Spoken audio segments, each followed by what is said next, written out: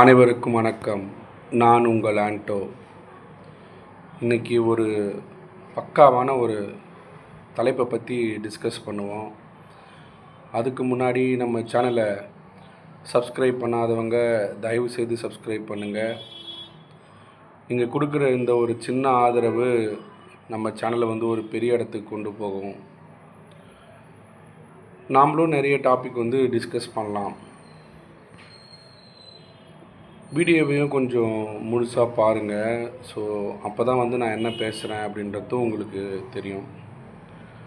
Okay, இன்றைக்கி என்ன டாபிக்னா, நம்ம வாழ்க்கையில் ரொம்ப நொந்து போகும்போதும், இல்லை இந்த வாழ்க்கை வேணாண்டா அப்படின்னு நினைக்கும் போதும், இல்லை இதுக்கப்புறம் எதுவும் வேலைக்காகாது அப்படின்னு ஒரு சூழ்நிலை வரும்போதும், கொஞ்சம் பின்னாடி திரும்பி உங்கள் அப்பா உங்கள் அம்மா அவங்க முகத்தை நினச்சி பாருங்கள். இல்லையா உங்கள் மனைவி உங்கள் குழந்தைகள் முகத்தை ஒரு முறை நினச்சி பாருங்கள். இல்லைனா நீங்கள் காதலிக்கிற பொண்ணோ பையனோ அவங்களுடைய முகத்தை நினச்சி பாருங்கள். உங்கள் நண்பர்களை பற்றி நினச்சி பாருங்கள். அவங்களால தான் பிரச்சனையே வருது அப்படின்னாலும் யார் உங்கள் மனசுக்கு நெருக்கமாக இருக்கிறாங்களோ அவங்கள ஒரு முறை நினச்சி பாருங்கள். நீங்கள் இல்லாமல் அவங்களால நிம்மதியாக இருக்க முடியுமா அப்படின்றத ஒரு முறை நீங்கள் நினச்சி பாருங்கள். நம்ம இதெல்லாம் நினச்சி பார்த்தாலே ஆட்டோமேட்டிக்காக நமக்குள்ளே இருக்கிற அந்த கெட்ட எண்ணம் மறைஞ்சிரும். நம்ம விட்டே அது ஓடி போயிடும். ஏன்னா நாம் நமக்காக தான் வாழறோம், சரிதான்.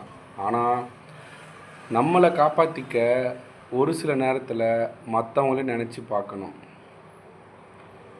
கண்டிப்பாக நம்ம இந்த உலகத்தில் வாழ்ந்து தான் ஆகணும். ஆனால் அதுக்காக நாம் நம்ம முடிவை தேடிக்கக்கூடாது. என்றைக்குமே நம்ம மனசுக்கு நெருக்கமாக இருக்கிறவங்கள நினச்சி நீங்கள் பார்த்தீங்கன்னு வச்சுங்களேன், எந்த ஒரு முடிவுமே தப்பாக எடுக்க தோணவே தோணாது. ஸோ எந்த ஒரு காலகட்டத்திலையுமே சரி, மனசு வெறுத்து போகும்போது, இல்லை எனக்கு இது வேணாண்டா அப்படின்னு ஒரு டைம் வரும்போது, உங்களுக்கு ரொம்ப நெருக்கமானவங்களை பற்றி நினச்சி பாருங்கள். பின்னாடி திரும்பி பாருங்கள். உங்கள் அப்பா அம்மா முகத்தை பாருங்கள்.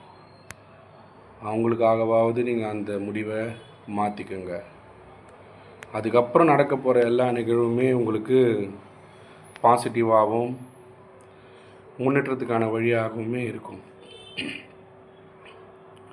ஸோ நீங்கள் எப்போ கவலைப்பட்டாலும் சரி, ஒரு கவலையில் இருக்கும்போதும் சரி, ரொம்ப மன உளைச்சலாக இருக்கும்போதும் சரி, உங்கள் ஃபேமிலி கொஞ்சம் திரும்பி பார்த்தீங்கன்னு வச்சுங்களேன், எல்லாமே மறைஞ்சு போயிடும்.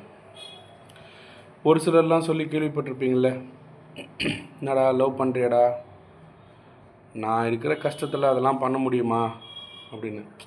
ஸோ உண்மையாகவே அதை நினச்சி பார்க்குறவங்க அவங்க எப்படின்னா, அந்த காதலை விட குடும்பம் ரொம்ப பெருசு, குடும்பத்தில் இருக்கிறவங்க பெருசு அப்படின்னு நினைக்கிறான் பார்த்தீங்களா.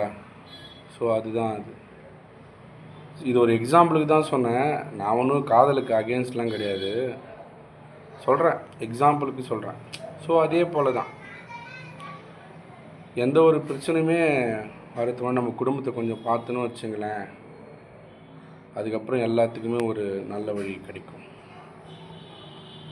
See you guys.